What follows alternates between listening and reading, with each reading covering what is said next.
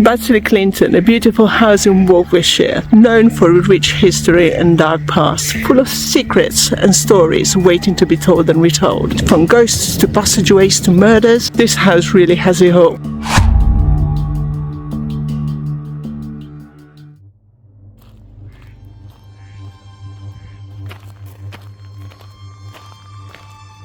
Many curious tales here, many unusual ones. Some of them recorded by one of the previous owners, Rebecca Ferris, in the 1880s, who also invited witnesses to endorse them. It might be worth mentioning, this is one of the top 10 most terrifying buildings in the hands of the National Trust. For 500 years, the house was owned by the Ferris family, passing from father to son for 12 generations. The Ferris family remained faithful to the Catholic faith, despite the persecutions after the Reformation of Henry VIII. But we will look more into this as we go and visit the house inside.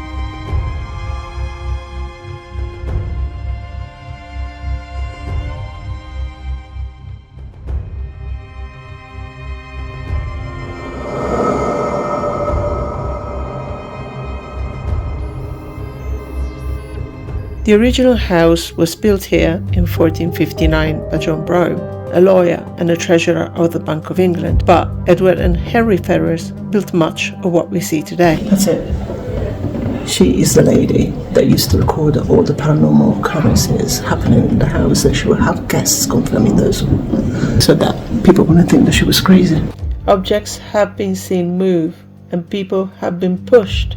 A woman dressed in black has been seen wandering around the house. One particular tale concerns the lingering presence of an unfortunate 15th century priest, William Foster, who was killed by Nicholas Brougham. In a fit of jealousy, Nicholas, known as a hot-headed man with a foul temper, was no stranger to murder. Brougham was spared the usual penalty for murder, according to the lord of the land, and in 1496 he received a pardon from the Pope. As a penance, he had to renovate the local church. Please mind your head. They were a lot shorter back then.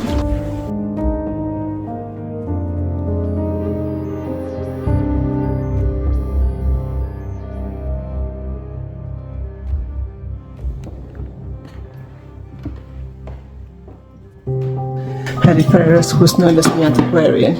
Most of the improvements in the house had been made by him. This room has an energy.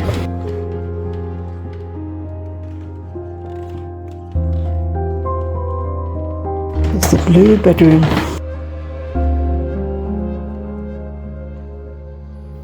Wow, the air is really thick here.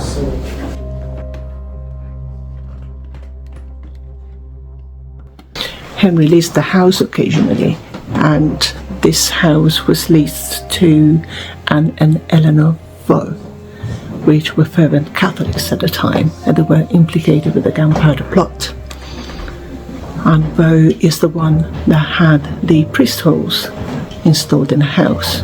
Robert Catesby of Gunpowder Plot fame was related to fellow plotter Francis Tresham, who was related to Anne Vaux, a very active recusant at this time, despite not being involved in the plot. At age 25, she became the protector of Father Henry Garnet, Jesuit Superior of England. The pair travelled around the country via the network of safe houses that her brother helped to set up. One of these safe houses was Baddesley Clinton, which Anne and her sister Eleanor had rented since 1588.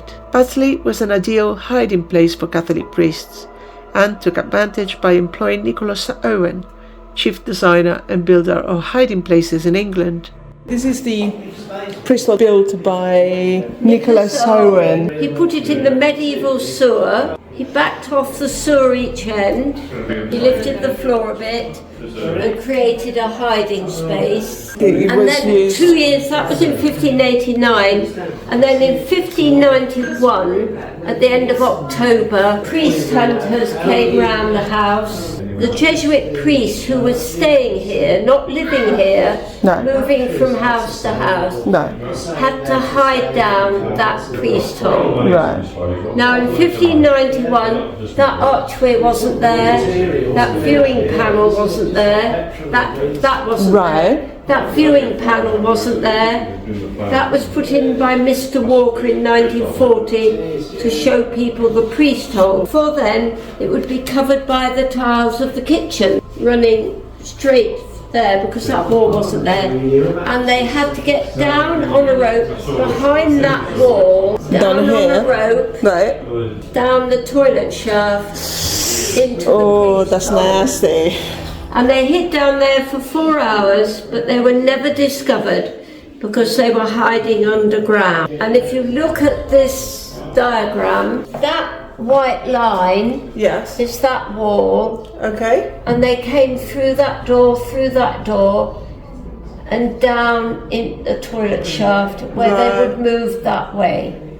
Oh, wow. And when you go upstairs, that is still the blue bedroom. That was a bedroom at the time, but is now a chapel, and that's the sacristy. And in the sacristy you'll see a trap door open and a rope, and you'll see where they went down. Did they get any warnings at all? How would they know that if someone was... No, we understand that a stable boy getting horses ready for the ladies saw these strange men lurking about, warned the household, the two ladies who were living here, and they warned the men who would be sleeping in their beds. They'd have to turn their mattresses around. Because they would be warm, so if they were checking a house, they would have known. So they had, no, they wouldn't have had any warning, we don't think, no.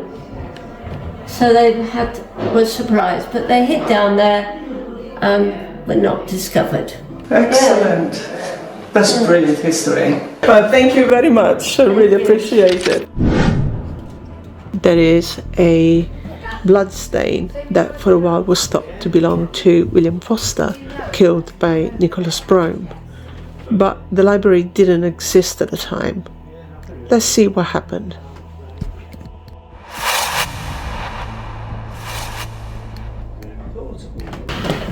Come to see the blood stain on the floor. Right. That is not really human blood, it's ox blood. No, it isn't at all. And they used to, for entertainment, they used to do an after dinner type. Oh, is that why? That's why. Right. Because I was reading that it was the kids that did that as a prank at some point. No. It was a murder mystery thing. Like an Agatha Christie type flavour. Right, okay. Do they know how old it is? The stain? I don't know actually. No.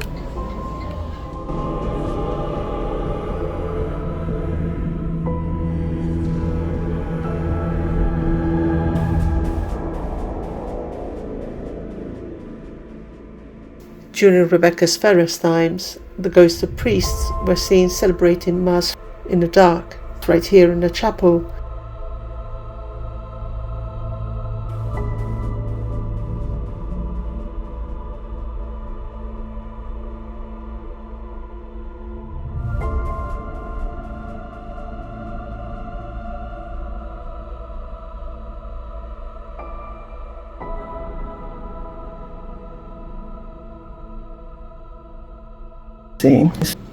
Apparently sometimes you find ropes scattered on the floor. Monks walking the halls.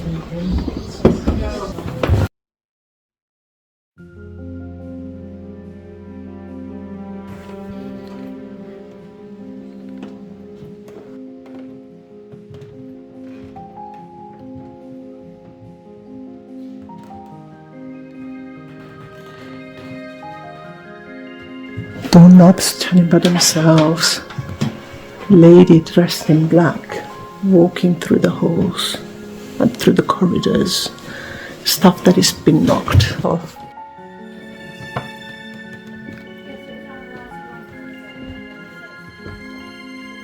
Yeah, they were a lot shorter back then.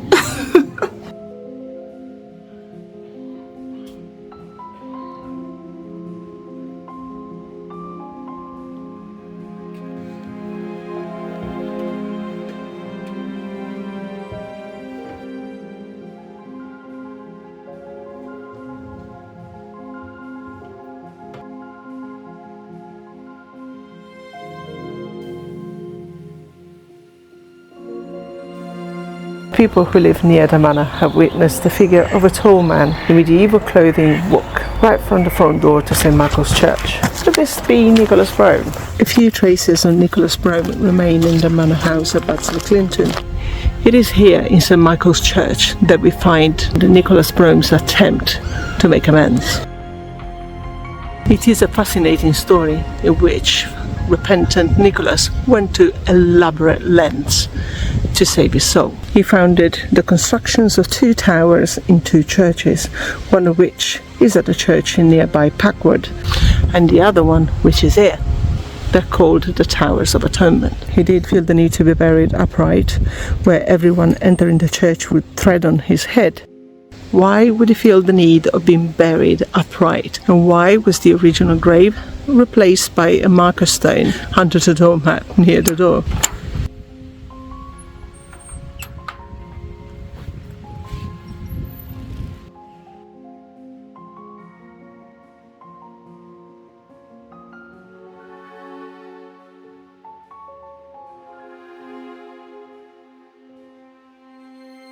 This window depicts Nicholas as a pious man of equal standing to Ferrers himself, and so further supports the idea that the world have forgiven him for his sins.